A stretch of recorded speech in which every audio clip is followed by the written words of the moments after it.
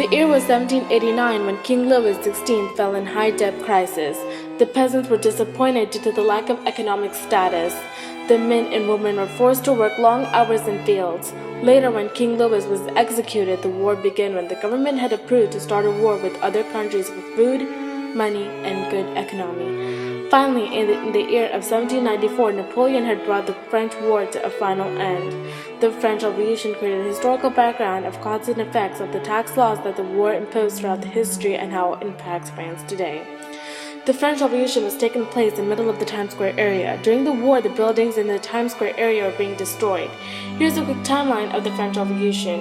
In the year of 1756, the start of the 7 wars were compounded into debt situation, and in the year 1774, King Louis XVI's ceremony was held in Reims.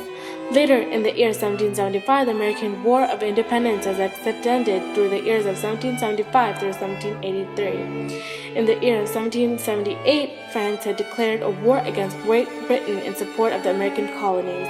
The subsequent war, the debt situation further. Finally, the year of 1781, the Second Ordinance prevented those centuries of pride from entering the army officer corps. So these were the most important dates and events that had occurred during the time of the French Revolution. Historical background. The debt crisis had made the French part or take place with the American War of Independence, which had eventually led France into an assembly with the Estates General on imposing new tax laws. Later, the confusions over the Constitution of France and the improvements of the community orders had declared as its own national assembly. Later, there was an oath that was being divided by France by the law of government against the church and declaring France a republic. Later in the year of 1793 was the year the king was executed. As the French Revolution wars were still going on in the region, people were furious about the attacks that were tending to destroy the churches. They wanted to rebel against this attacks that keep occurring. So they created a national convention created by the Committee of the Public Safety to control France in 1793. In 1795, after the attacks were over, there was a new legislative system which was run by the Directory of 5 men. After the assemblies before were being replaced by the army, and General Napoleon Bonaparte had created a rule in France. Napoleon had wanted to end all the revolutionary wars. Then in the year of 1804, he was crowned the Emperor of France, which was finally declared wars were over. The Emperor began to rule. The Reign of Terror was the main killing that occurred in the French Revolution. Lots of people had died due to the killings and attacks. It occurred during July 27, 1794. The number of killings ranged from 16,000 to 14,000 people. Several leaders had died during the Reign of Terror, such as Saint-Just and Robespierre.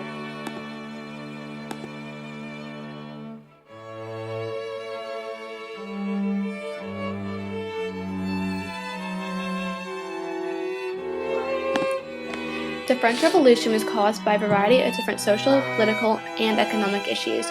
One of the biggest issues in France pre-war was the social structure. The society was divided into 3 different social classes called estates. The first estate was made up of clergymen, the second estate was made up of nobles, and the third estate was made up of everyone else. This third estate included everyone from peasants living on the streets to doctors who made a fine living. At the time before the war, the population of France was about 3 million people, all of which were ruled under King Louis XVI. About 80% of these people were members of the third estate. About 90% of these people were living below the poverty line and were peasants. These peasants were constantly exposed to dirty air, dirty water, and had a very short life expectancy.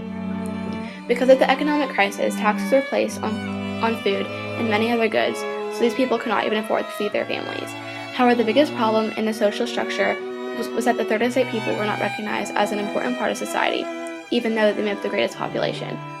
Only the king and other clergymen made the decisions in government, because at this time France was an absolute monarchy. A combination of these social and political issues angered the peasants, and even when they expressed their discontent to the officials, they were ignored. Social and political problems were not the only major cause of the French Revolution. The people of France were also greatly influenced by the American Revolution. The success of the Americans to overthrow British rule encouraged the French to fight for their freedom. The ideas of free thinkers like Montesquieu, Voltaire, and Rousseau became widespread and caused a great uprising in French communities. Another important cause of the revolution was the economic crisis. Before the war, many rulers took the throne and saw no problem spending vast amounts of money on personal pleasure, grand palaces, and other examples of excess. These rulers did not have a group of legislators or advisors that took control. over the country's finances, so the money of France was left to the monarchs. Along with this massive unchecked spending by the monarchs, there was a number of other issues that had a big impact on French economic status. For one thing, the national debt was quite large years before the French Revolution even started, and the 7 Years' War plus the American Revolution pretty much emptied the national budget because of the amount of troops needed.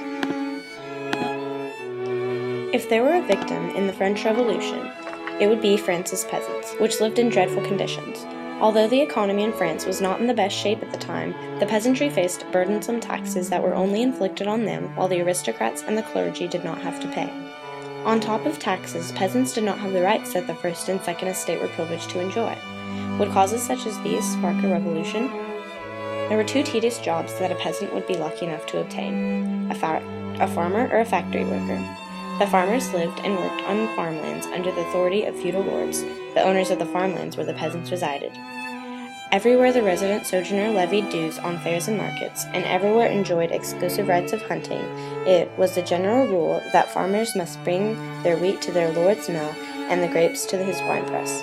A universal and very onerous right was that named laudes adventes, that is to say, an impost levied by the lord on transfers of land within his domain. And throughout the whole of France, the land was subject to quitrents, ground rents, dues in money or in kind payable by the peasant proprietor to his lord and irredeemable by the former. In addition to paying rent and crops to the feudal lords, the French government demanded taxes from the peasantry as well.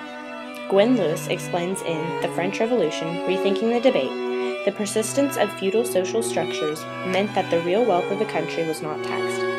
The great landowners, the church, and the nobility escaped most of the taxes which fell upon land. Although there were few peasants who owned their own farmland, they weren't in much better shape than the ones under feudal lords.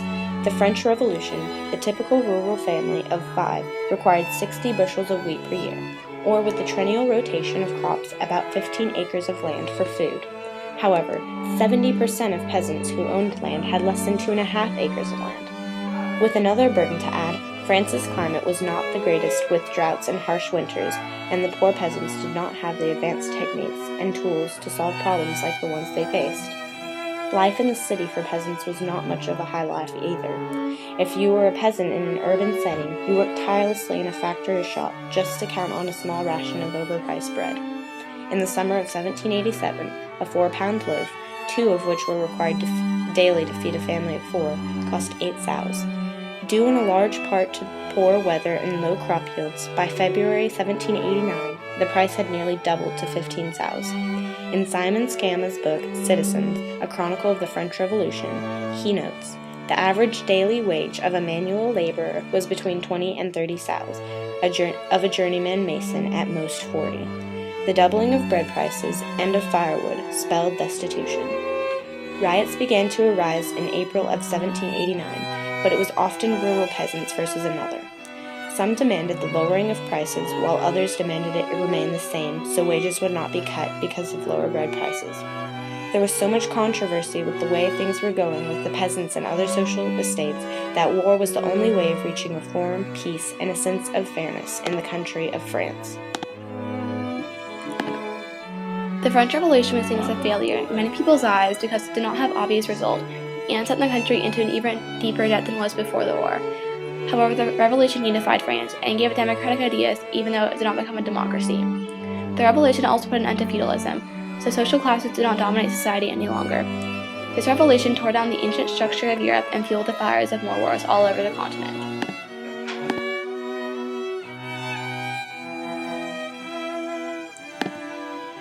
From where the revolution left off in 1799, France has come a long way.